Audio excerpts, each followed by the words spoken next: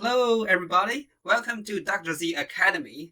In today's lecture, we're going to move on to section 3, properties of set operations. Now, the first one is distributive laws, right? Let A, B be two sets. Then we have the so-called A union B is the same as B union A. A intersect B is B intersect A. All right. So in other words, what? The union and intersection are what? Commutative operations, right? Commutative operations. Now this is very obvious. Okay, now let's consider the next theorem. Let A, B, and C be three sets. Then we have the following equations. Okay, so what are they? The first one is the intersection of A and the union of B and C, right? So equals what? The union of the intersection of A and B and the intersection of A and C. Okay, so this is the A intersect the union of B and C, right? So equals the union of the intersection. It's like the distributive law, right? So A intersect B, and then what? A intersect C, right? And then you have the union, right? This is similar like the product A times B plus C, right? Equals what? A times B plus A times C, right? So distributive law. Now the similar thing is the union, right? A union the intersection of B and C. Okay, so equals what? A union B intersect A union C. All right, so you can see that, right? A union B and then A union C, right? So then take the intersection similarly, right? So take the union of A and B and the union of A and C and then take the intersection. Okay, so these are called distributive laws, right? Distributive laws. Now let's consider another one, all right, so-called De Morgan's law, all right? De Morgan's law. ABB two sets, then here is the complement of the union. All right, on the right hand side is the intersection of the complements. All right, so in other words, we say the complements of the union is the intersection of the complements. All right, repeat it after me again. The complement of the union equals the intersection of the complements. All right, this is the first one. First, De Morgan's law. The second one states the complement of the intersection equals what? The union of the complements. Very good. All right, so the complement of the intersection is the union of the complements. Okay, so very good. The complement of the intersection is the union of the complements. So De Morgan's law are valid for multiple sets as well. All right, so in other words, the complement of the union of multiple events is the intersection of their complements. And the other one is the complement of the intersection of the events is the union of the complements. All right, these are the De Morgan's law for multiple sets. Now let's consider this example here, right? Let A be the set consisting of 1, 2, 5, B be the set consisting of 1, 2, 3, 4, and C be the set consisting of 3 and 6. The universe, all right, here we are talking about the complement, so we need a universe, right? So the universe is U is 1 through 6. Now we want to find the following, all right? So part A, show that A equals the in union of this one, all right? So let's show that this 2 equals this, all right? So now, apparently, all right, let's show that in two different ways. The first one is simply what? Let's show what is A intersect B, right? So A intersect B, or the common values in A and B. So 1, 2, all right? Then we found A intersect B complement. All right, so A is 1, 2, 5 intersect B complement. The universe is 1 through 6. B is 1 through 4. 1, 2, 3, 4. So the universe, the complement of B is 5 and 6. So therefore, the intersection of A and B complement equals what? 5, right? So then, of course, we see that A intersect B union A intersect B complement, right? So equals what? Equals 1, 2, union. Here is a 5. All right, so we see that 1, 2, and 5. That's exactly what? A. All right, that's exactly A. So we showed what? A equals A intersect B union. All right, A intersect the complement B. All right. So this is, of course, we did this one by finding out what is the union and what is A, right? So we found this one. Now, of course, we can also prove this one using distributive law. All right, so let's see what we do. All right, so here is A equals, well, A intersect the universe, right? So that's always true, right? So A is a subset of the universe, so their intersection is A. Okay, now, and then you can see that, all right, I'm going to write universe, all right? The universe can be written as B union B complement. In B or not in B, right? So that union is going to be the universe, okay? And then I'm going to do the distributive law, all right, see? Right, I'm going to do distributive law. What do I get? A intersect B. All right, and what? Union A intersect B complement. Yes, you see, this is called what? Distributive law, right? So that's part A. We showed this is true. Okay, now for part B. All right, so I want to show what? This one is true, right? This one is true. So what is, firstly, let's show what's on the left-hand side. So A union B.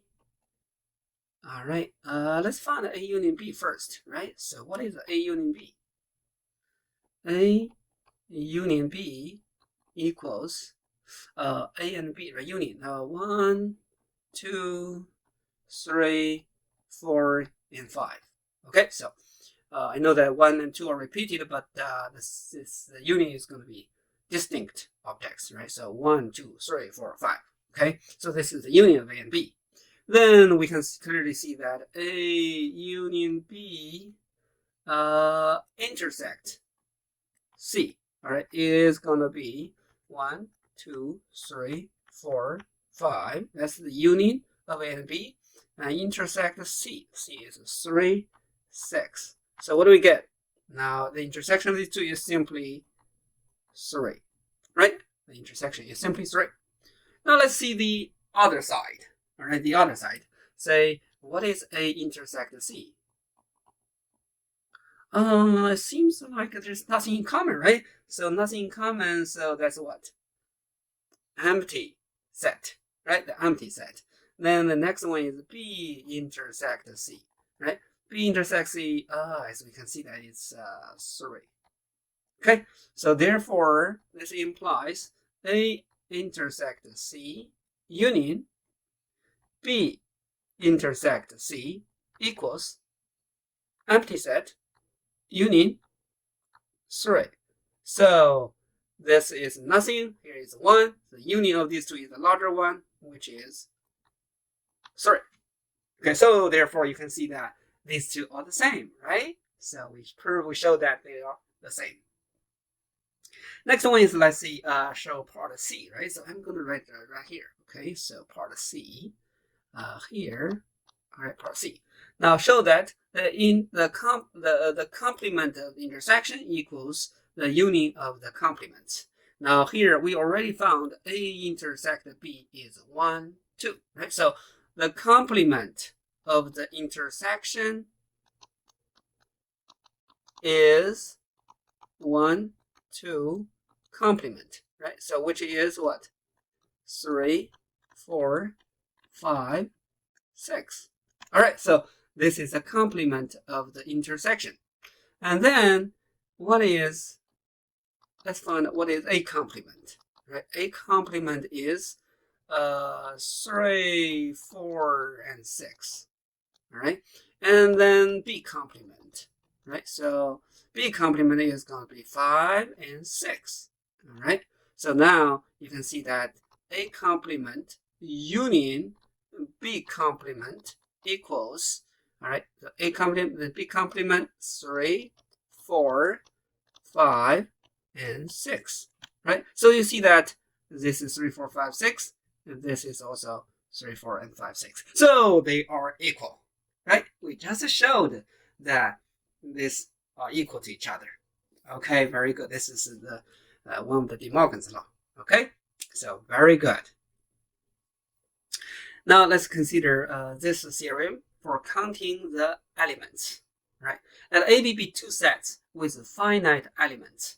Then we have the following equations, right? So n number of elements in the union of A and B equals what? N of A, the number of elements in A, plus n of B, the number of elements in B, minus the number of elements in the intersection. All right, in the intersection. Now, if the intersection is empty, so A and B are disjoint, right? If A and B are disjoint, then the number of elements in the union is simply what? The number of the elements in A and the number of elements in B, right? So, see, if A is a subset of B, then the number of elements in A is less or equal than the number of elements in B.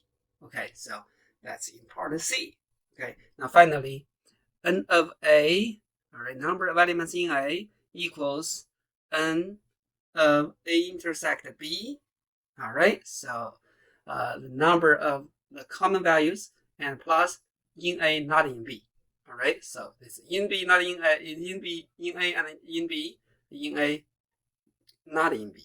Okay, so these are how we count elements in these intersections, in the unions, and so on. Okay, so now let's consider an example here. Okay, so it's very important to draw a Venn diagram. Okay, so let's just consider this example. It says a total of 35 students in a statistics class were asked about their programming skills. 28 knew R, 25 knew Python, and 2 knew neither language. How many know both languages? Okay, so let's consider how to solve this question. Solution. All right, so let's just draw.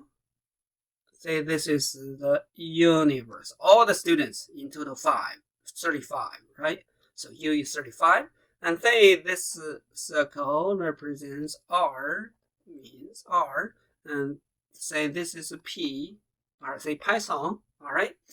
So, 2 knew neither languages, so outside the union, all right? So, neither language, that is to say, the complement of R union P, that's at least one, right? Either R or P, but complement, right?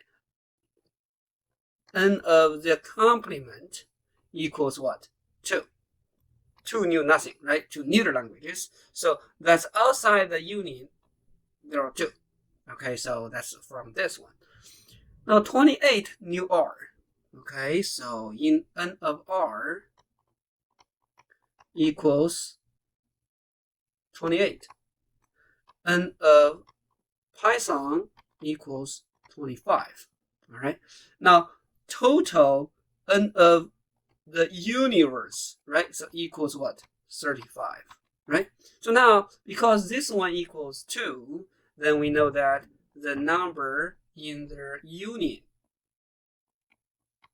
equals what? Equals 35 minus 2, which is 33. All right, so the number in the union of R and Python is 33. Okay, so after that, we have also, right, from this one, the n of the union equals this one. All right, so we see number of R union P equals n of R plus n of P minus n of R and P.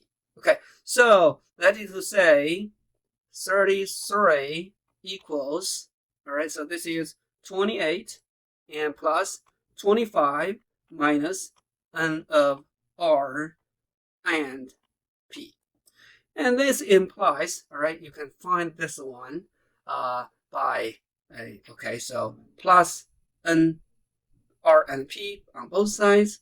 So n R intersect P plus 33 equals 28 plus 25 minus n R intersect P plus n R intersect P. Right? So these two cancel out.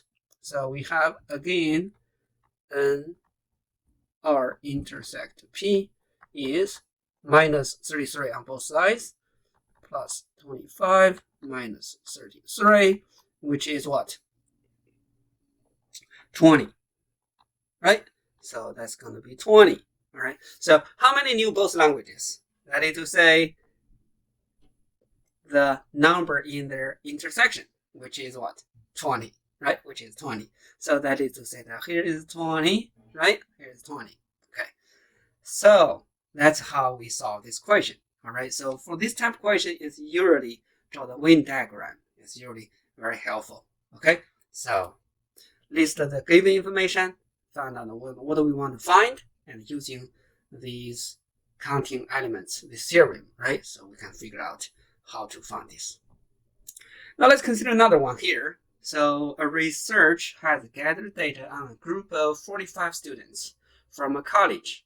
All right, it says 14 love math, 11 love physics, 14 love biology, 3 love both math and physics, 5 love both math and biology, 5 love both, here's both, right? Both physics and biology. 2 loves all these 3 subjects. Determine the number of students in this group who, all right, so don't love any of these 3 subjects. Love B, love math but not physics.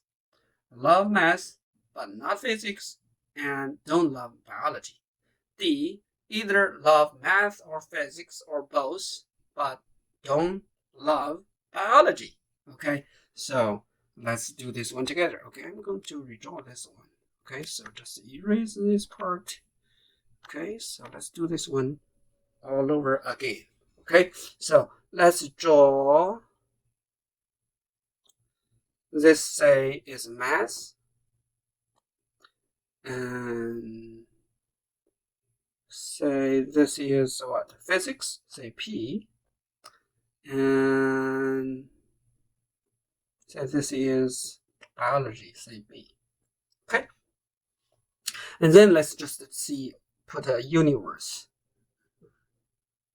This is our universe. Okay, this is our universe. Now we see that it's better to go from all. All right, we will determine to love all these 3 subjects. So that means what? It should be the intersection of all these 3, so which is this one is 2. All right, so go from there first. This is 2. All right, there are 2 in that intersection of NPB, right? So that's the intersection.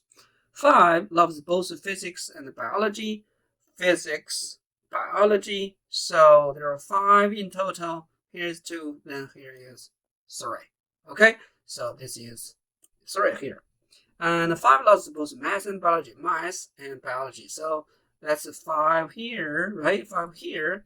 Then we have 2 here, so this is going to be, and again, 3, this little part.